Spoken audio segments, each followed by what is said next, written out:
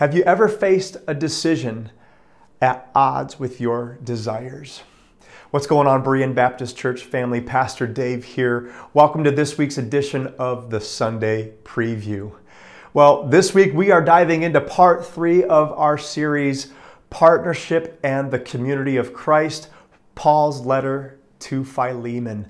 This week we're jumping into the second half of Paul's attempt to set up the request.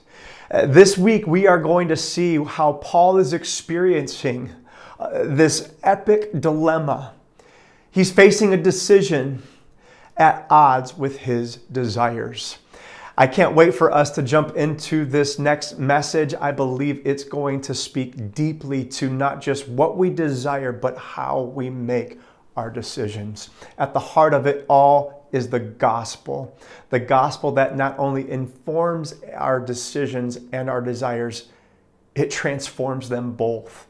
And I can't wait for us to consider this passage of Scripture together.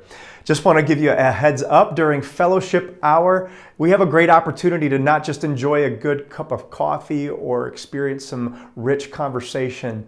I believe we have an opportunity in this season of rest and renewal to experience deep connection with one another.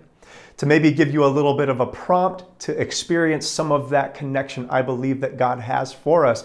Take some time this week during fellowship hour to ask one another, hey, what was a decision you had to make one time at odds with your desires?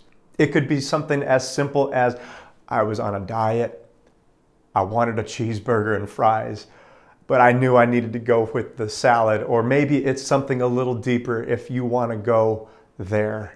Either way, I can't wait to see how God will just continue to lead us through this season of how we can be a church, not just with gospel-centered content, not just a church who is seeking God in prayer, but seeking one another through connection and relationship. We'll see you then.